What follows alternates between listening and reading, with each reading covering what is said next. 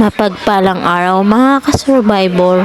Alas 5 nga po ng madaling araw niyan, dumating po yung kapatid ko at pinuntahan nga po ako sa bahay. Nagulat nga lang po ako, kasama niya po yung asawa niyan. Kinuha nga po nila yung mga yung pinaglumaan po na pang Boy Scout po ng bunso ko, kasi nga po hindi na rin naman po magagamit yun dahil kinder pa nga po, kaysa nga naman po bumili sila ng bago.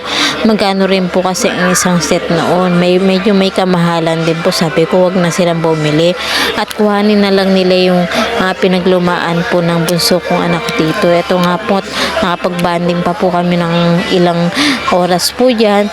Tapos po nagpa-uwi rin po ako sa kanila ng mga para po sa mama ko, kasi malapit lang po doon nakatira sa kanila yung mama ko. At napakaswerte ko nga po mga ka-survivor, kasi meron po ako isang kapatid na dito lang po nakapangasawa lang din po sa Bulacan, kaya malapit lang din po sa akin. Kaya pagka pagka may oras at may libreng oras po kami parehas, ay dinadalaw po namin ang isa't isa. Yun nga lang po yung kapatid ko, hindi po nakapag-stay na matagal dito sa amin. Oras lang po, minsan po isang gabi lang, kasi po may anak po siya na maliit po.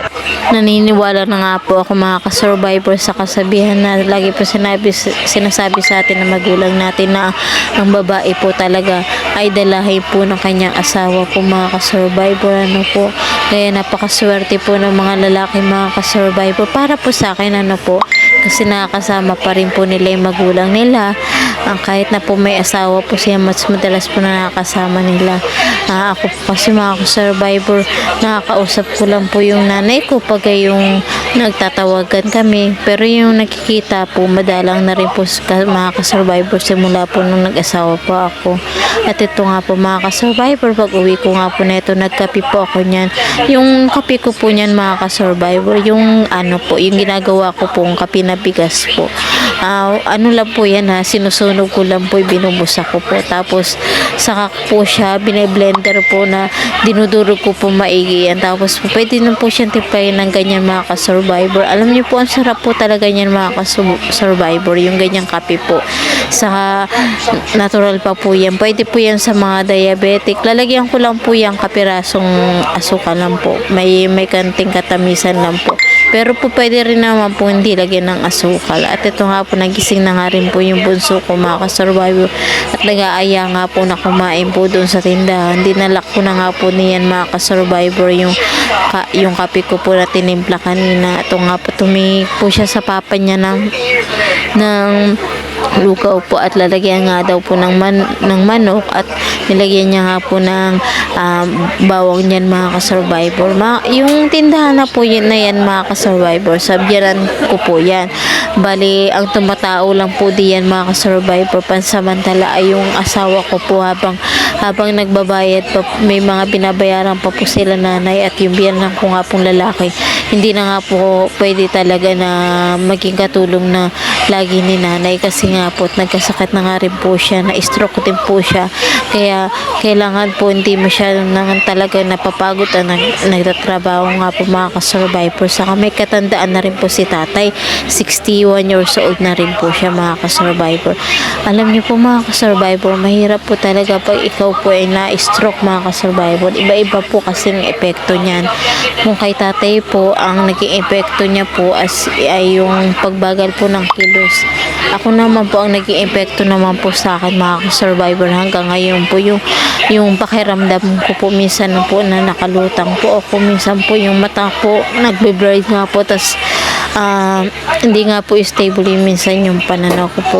Pero gayon pa man mga ka-survivor, kahit ganun po yung nararamdaman ko mga ka-survivor, alam ko po hindi ako pinapabayaan ng Panginoon Diyos. Ginagayad niya po ako para po makilos po at maasikaso ko pa rin po ang pamilya ko po mga ka-survivor.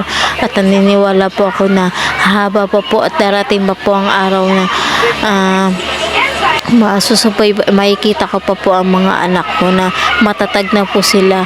Sa ganun po mga ka-survivor, tanggap ko naman po na mawawala po ako dito sa mundo na to mga ka-survivor. Kasi naman talaga naman po mga ka-survivor, ang katotohanan po ng buhay, lahat tayo mga ka-survivor ay pansamantala lamang po dito sa mundo na to. Mas matagal po yung ilalagi natin sa kabilang buhay mga ka-survivor. Kaya bilang mga tao mga ka-survivor, kailangan po pilitin natin na hindi na makagawa po tayo ng tama mga ka-survivor. Hindi man tayo perfecto mga ka-survivor, pero nandoon pa rin po yung kababaan po natin ng loob mga ka-survivor, at makapanghingi po ng tawad na totoo sa Panginoon mga ka-survivor. Alam niyo po mga ka-survivor, tayo po talagang mga tao, mayroon po talaga mga bagay na hindi po natin inaasahan po mga ka-survivor. Ano po, ako po hindi ko po inaasahan talaga na magkakaroon po ako ng pamilya sa maagang panahon po. Kasi po nag-asawa po ako 22 na po. Medyo may kaagahan pa po ng mga ka-survivor. Talaga po kasi mga ka-survivor, hindi ko po pinangarap na magkaroon ng pamilya ng maaga mga ka-survivor. Hindi ko po alam kung bakit biglaan po na nagkaroon po ako ng pamilya po mga ka-survivor. Kasi po nagkakilala po kami ng asawa ko sandaling panahon lang po. At nagkaroon na nga po kami ng anak po mga ka-survivor. Talaga pong niloob talaga ng Panginoon Diyos na mapunta ako dito sa lugar na to, at dito ko po talaga totoong makilala kung ano ba talaga yung tunay na pagkilala sa Panginoon Diyos mga ka-survivor. Kaya napakalaking salamat ko po mga ka-survivor, na kahit may mga bagay tayo na hindi po natin pinaplano mga ka-survivor, at biglaan po nangyayari ito sa buhay natin mga ka-survivor, naniniwala po ako mga ka-survivor na meron pong ipinapahintulot ng Panginoon Diyos mga ka-survivor, na alam niya po makakabuti sa atin mga ka-survivor. Matuto lamang po tayo na sumunod sa kapahintulutan ng Panginoon Diyos mga ka-survivor. Alam niyo po, pag may gagawin po tayong isang bagay mga ka-survivor, dapat po una po nating idinudulog ito sa Panginoon Diyos. Kung tama po ba na ito po ang kanyang kalooban, ito po ba ang tama na para sa atin mga ka-survivor. Pagpipray po natin sa Lord mga ka-survivor. Alam niyo po mga ka-survivor, kahit hindi po natin tanggap ang isang bagay mga ka-survivor, pero pag alam mo at nararamdaman mo sa loob mo mga ka-survivor na ito ang pinahintulot ng Panginoon Diyos mga ka-survivor, magiging maluwag na yun sa kalooban mo mga ka-survivor. At ito nga po mga ka-survivor, tapos sa pumain yung bunso ko niyan mga ka-survivor, nangihinayang po ako dun sa nitara niya mga ka-survivor, kaya kinain ko na po yan mga ka-survivor after po niyan, habang nakipagkwentuhan po mga ka-survivor dun po sa mga kakilala ko pong kumakain po dyan sa tindahan po ng biyanan ko po mga ka-survivor. At lagi ko po pinagpipray mga ka-survivor na nawa po dumating po ang araw na makapagpahinga na po ng maayos sila nanay at tatay, dahil nga po may katandaan na rin po sila. Dapat po talaga nagpapahinga na lang po sila sa bahay.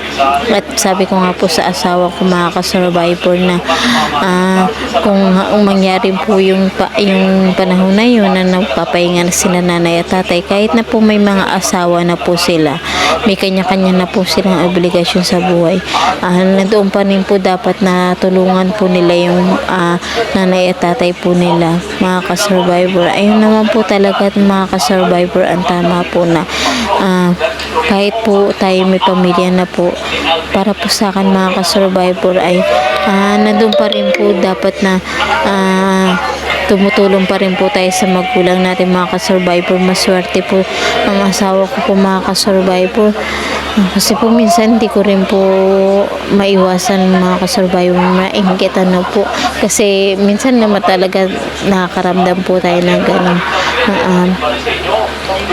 na nainggit pa ako mga ka-survivor, kasi sila po nakakasama pa nila yung magulang nila, nandiyan pa araw-araw sila nagkakasama mga ka-survivor, samantalang yung magulang ko po mga ka-survivor malayo po sa akin ang nanay ko, ang tatay ko po, tapos po magkahiwalay po sila mga ka-survivor. Nakakalungkot mga ka-survivor, pero talaga po talagang pinagkaloob siguro ng Panginoon Diyos na mangyari ito sa buhay natin mga ka-survivor. At ito nga po mga ka-survivor, after ko nga po niya kumain sa tindahan ng anak ko, kami po ng anak ko po ay nag-uwi naman po si nanay ng pangulam niyan mga ka-survivor. Inaayos ko mga ka-survivor, tinatanggalan ko nga po ng bituka niya mga ka-survivor, yung galunggong po, at pinapaprito nga po ni nanay. Ano po mga ka-survivor, sa ngayon pong nagtitinda po yung asawa ko po mga ka-survivor, kanila nanay po. Share po kami sa pagkain mo mga ka-survivor. Doon po kami kumakain po sa nakikita po ng tindahan yung binibili po ni nanay. Dati po kasi mga ka-survivor, nakabukod po kami talaga ng pagkain mga ka-survivor. Pero yung bahay po, iisa lang naman po yung tinitira namin.